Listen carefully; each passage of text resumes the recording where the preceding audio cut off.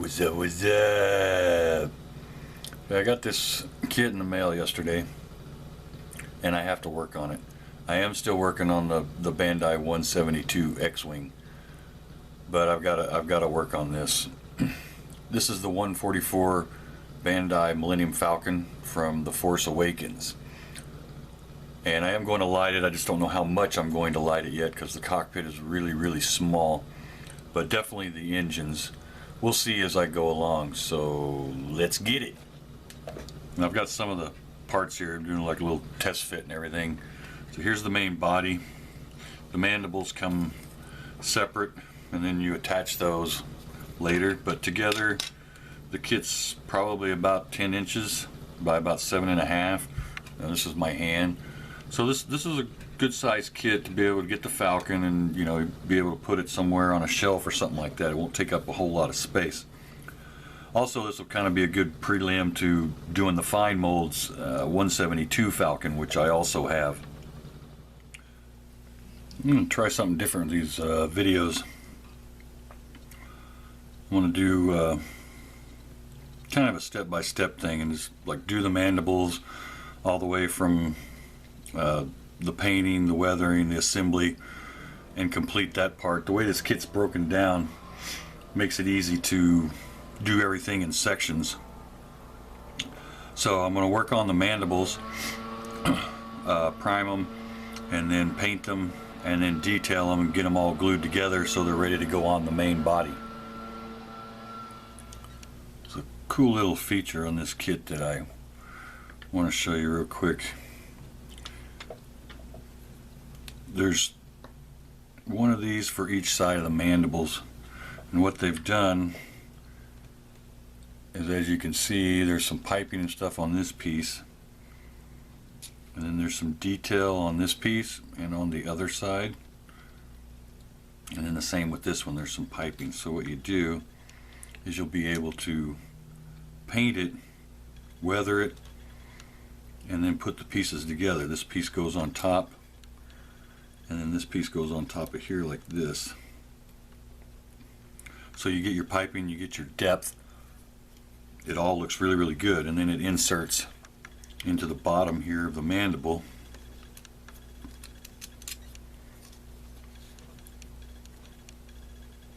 And then you have really nice detail for such a small scale. And it's separated enough, like I said, that you'll be able to paint it and detail it and everything so it'll look nice and crisp. I'm working on the front of the mandibles here where the headlights go. And what I have here is, this is 0.5 fiber optic. So I have a micro drill. It's a little bit smaller than that. I think this is a 0.4. And what I do is I'll take my pencil and I completely filled in the circle where the headlight goes. It just helps me see where it's at because of the contrast between the white plastic. And I'll take some sort of, it can be a pen, anything, but something to be able to start a hole for the bit. And I'll put that in, and then I'll take the bit and I'll slowly with my fingers work it through. That way when I get it done, then I'll check it with the fiber optic to make sure that it fits, and it does. So I'm going to finish this other one and then move on to some other pieces. I changed my mind on using fiber optics for the front headlights.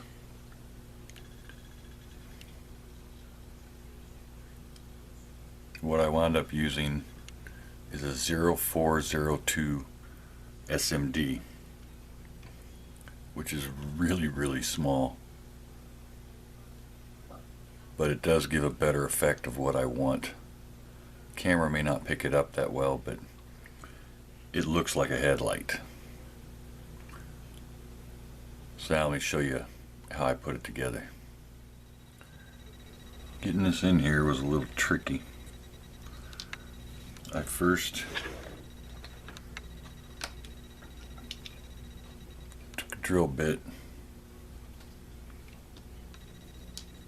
and drilled in behind the hole I'd already drilled out, just to give me a little more diameter than the hole in the front. Then I took my brush pen and coated all of it inside, all black. Then I set my SMD in, and once I got it placed where I wanted, took a little piece of tube styrene and fit it down into that hole so it would hit the back of the SMD and it would hold it in place. Then I took my ambroid and put just a little bit around it, and then once it dried, then I cut it off with my snippers so it would be flush. So that's how it's holding inside. On the mandible, I needed to be able to run my wires, but I didn't want to lose my pegs. So I took a small cylindrical grinding bit on my Dremel, and I went right down the middle and notched out 2 of these holes. Then I took my drill bit, drilled a hole in the side here and a hole in the back here for my wires to go through. The middle peg I slotted out so that my wires will fit through that slot, and the peg on the other side of the other mandible is short enough so that it won't interfere with it once I put it all the way in. Then the piece that goes on the side here, I had to cut or Dremel out channels in both of those slots also, so that when it went together it would fit and my wires would go through the way I want. So let me feed this through real quick and I'll show you again what it looks like. There, I've got my wire run, as you can see. Runs from here through that channel, into the hole inside here, in the slot, and then out through the hole here in the back. And with the slots cut in this piece, this slides right on like that. And that leaves me plenty of wire in the back here to be able to connect once I attach these to the main body. There are some parts off of this part of the sprue, which is, as you can see, a lot of the piping stuff that go on the outsides of the mandibles. And I can't wash this like I usually do, you know, with a toothbrush and stuff, because they're very, very small parts and I don't want to break anything. So what I do is I take a Q-tip, just any Q-tip will do. Sometimes the smaller ones with a tighter weave is a little bit better. And then just some cheap 91% isopropyl alcohol. You want the higher percentage because it evaporates faster and it just cleans everything off. And this particular sprue, since there are some parts that go on other parts of the kit, I'm just going to go ahead and clean everything on this sprue, and then I'm going to prime all of it on the sprue. I have all the other parts clean, and I've put them on my clips here to prep for priming them. And on my headlights, let me get closer. Now my headlights here, what I did is I just took a toothpick and cut the tip off close to the same diameter as the hole I drilled, and then stuck it in there. So not only does it cover the spot where my light is so I don't get any paint in there, but it also gives me something to hold on to while I airbrush the primer on it. Alright, I put primered all the pieces, and I'm primering it with the garagekits.us. Their gray surface prep is what they call it. I'm still not too sure about it. I got too close on this piece and I got some beading, but of course I still have other color to put on and stuff like that, and it's a weathered ship, so I'm not really that worried about it. Also on the bottoms, I went in and I did some Model Air medium sea gray just to kind of pre-shade. I did the same thing with the sprue. I did my primer, and then on the back I sprayed it with the medium sea gray to go ahead and start giving me my shadows, so that once it goes on top it gives it some separation. Also did the same thing with the little insert here. So let me stick that in here. I'm not going to snap everything together, but I want to kind of get it close so you can kind of see. So I'm already starting to get some shading. Most of this will go away once I put the main color on. I've airbrushed all my parts. I mixed my own color and didn't write it down, but what it is it's a full bottle of Model Air white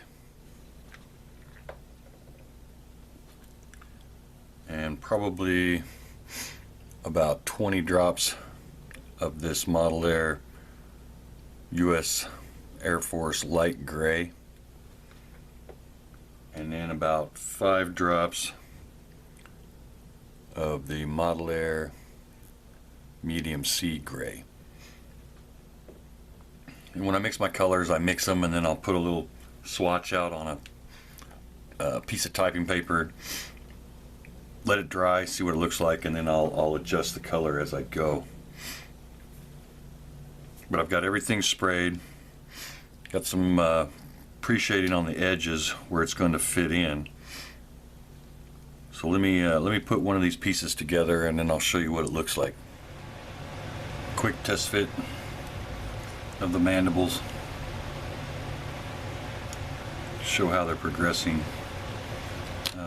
Now what I need to do is I need to mask off the areas to get color. There's one red area right in here, and then on the bottoms there are 2 gray areas on the inside and one close to the back here somewhere. I'll need to look at the sheet to find out exactly. So I'm going to mask those off and I'll come back. I masked off and sprayed the panels. The gray areas I sprayed with Model Air light gray, and then the red I used Vallejo's train color. What is that? Basic rust. Masking is off. As you can see on the red part here, I've already started scraping some of the paint off to do some of the weathering, and all I'm using is just the back of a brand new X-Acto blade. I mean, I'm looking at my reference and then I'm just slowly scraping till the paint comes off, and then once it does, then I'll take a soft toothbrush and just brush all the rest away. Now that I got the color panels done, I want to move on to working on the inserts here, because obviously these are way too dark. So I'm going to do that with a combination of some dry brushing and some pastels and some washes. So we're going to move on to that. I decided to redo the little insets here. So I cleaned it with the Super Clean, the purple Super Clean, and went and used some of my leftover primer that I'd mixed for another kit, which I believe is 1 part black and 6 parts gray of the Vallejo. And then I sprayed it with the Model Air US Air Force Light Gray. So that gives me enough contrast between the hull color and the insets. So now I can move on and do a light wash in spots, and then do some pastels to weather this up. I put a little light wash on just in selected areas. I used Vallejo Model Wash. This is the Rust. And I just dabbed it on with a very, very small brush. I don't know what the number is. It's all rubbed off of the handle here. So now I'm going to move on to some pastels. Using brown and black chalk pastels. This is what they look like. They're cheap. And old brushes. I have an old flat brush here that I use, and then I have I think it's like a number 5. Yeah, it's a number 5 that I cut most of the bristles off of, so it gives me a little stubby brush, but it's got enough strength in it so that I can use it to put on, and I can also go in a circle to smooth everything out, kind of feather everything out. So if I have to go back in after I weather the outsides of the mandibles with a light dry brush to bring up some of the highlights of the center part, I'll do that. But after I do the 2 sides of each mandible. But it's looking pretty good. Using the same brushes, I'm slowly building up the burn marks and the scorch marks on the mandibles. I wanted to show you, this is one that I've been working on for a little while, and this one I haven't touched yet. So you can see how it's slowly starting to build up the character that we've all come to love as the Falcon. So I'm going to work on this a little bit more, and then I'll be back. I'm putting the mandibles together, but I wanted to show, I've run my wire through here, but I super glued it right here and then put the kicker on it. I'm sure you guys have seen it before, but I used the Super TCA, and then I used the Bob Smith Industries, the Instaset, which immediately cures the super glue. So I do that so when I go to wiring, I don't have to worry about pulling the wires too hard and breaking it or causing any kind of a bad connection. Yeah, I finished all the weathering, glued together and sealed this side of the mandible. As you can see, I've got most of the weathering done. Once I get the whole thing together, I'll go back in and tweak some things to even it all out. The headlight's working. I do have a little light leak because I forgot to block the back of that, which I'll do on the other mandible. But I wanted to show you this one, pretty much done weather-wise, and now I have to finish this one. So this is going to do it for part 1. Part 2, I'm going to focus on the gun turrets and probably the little end caps or docking rings or whatever those things are. So thank you guys for watching. thank you for subscribing, and I'll see you guys for part 2.